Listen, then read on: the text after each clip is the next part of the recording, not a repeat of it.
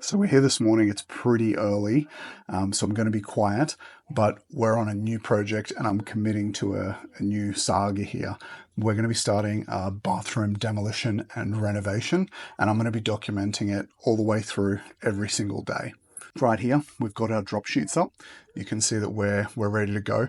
We're going to have one final look at the existing bathroom before we kick off the demolition today, and then that's where it's going to get interesting because this is about 30 years old by my understanding. So a lot of the codes and regulations that exist today did not exist back then. So I think we're going to find some pretty interesting things in the way that this was constructed. We're going to evaluate those, and then we're going to track this through every single day until completion, and we're going to see what we find along the way.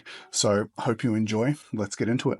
So just a bit of an overview look before we get started with this demolition. You can see we've got a full separate toilet with a small vanity on there, window in the wall, and then divided by a wall here with a cavity slider inside of it. We've got a old shower,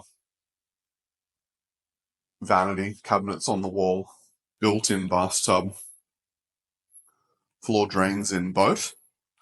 So the intention here is that this is going to be fully demolished, floors, ceilings, everything. It's going to be combined into one, and we're going to have a much more modern looking shower and bathroom. So what does mold need to grow? It needs water, moisture, and we've got plenty of mold here, which means we've got plenty of moisture. Must be something going on here. We'll find out. So we're back at the end of the first day, and this is what we've got. Pretty big difference to where we were this morning.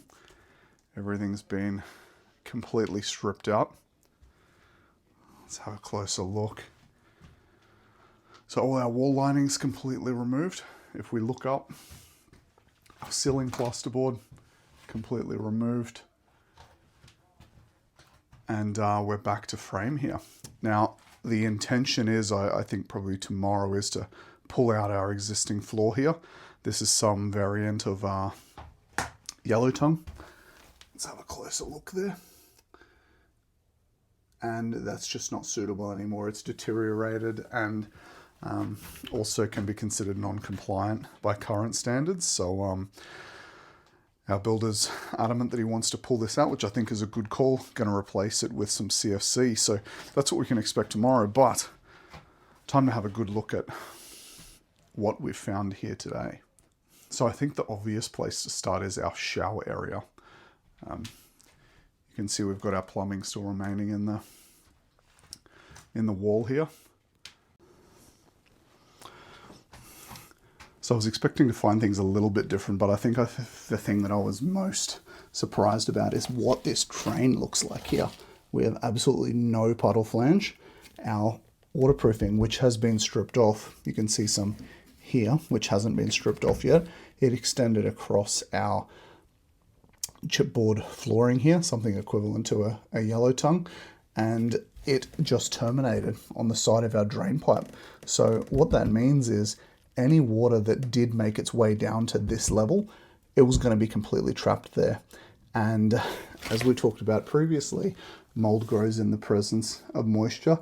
So effectively, the way this has been designed and constructed originally created a massive reservoir of water down inside that screed there where it just could not drain. And this is the primary reason that puddle flanges exist in today's design, is to allow subtile migration of water. And we have the exact same thing over here in our drain point outside the shower. Not much water, it appears, came to this area, so it probably wasn't that big of an issue. But nonetheless, detailing should have been into a puddle flange to allow that subtile migration of water. So not great there. So that's not great. We'll have a look around the perimeter here and see what we find. You can see this is our waterproofing upturn. It's been in place. That's our membrane there. It's been stripped back here, but we've still got our upturn. You can see a bit of fiberglass in there. It's actually held up all right over all of these years here. So on that note, let's have a look at what our waterproofing membrane looks like here. So you can see we're peeling back a chunk of it here. But what's really interesting is when you peel back a layer, try and get in there, you can see that that's fiberglass. So as a lot of waterproofing was done back in the day, this has been fiberglass reinforced. And the truth is, it's held up pretty well considering how many years old this has been. It's still solid. It does not have any elongation properties at all here.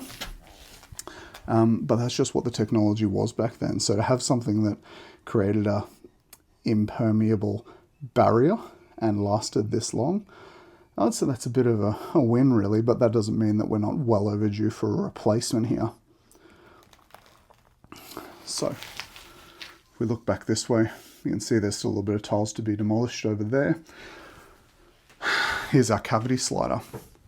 So for those of you that aren't familiar, this is what cavity sliders look like structurally. Our door's obviously been pulled out and only the cavity remains. This entire wall will be coming down here. So we'll be opening that up in. Our toilet just over here.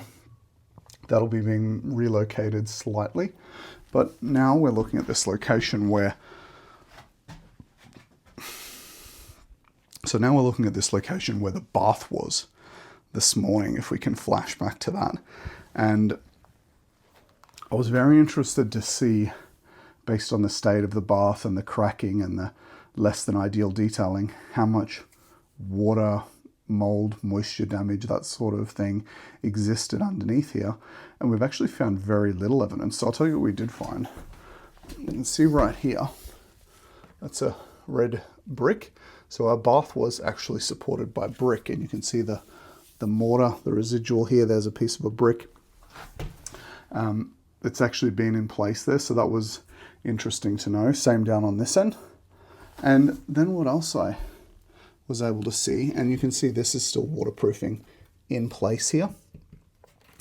So a bit of damage there, but the rest of this is a continuous waterproofing system.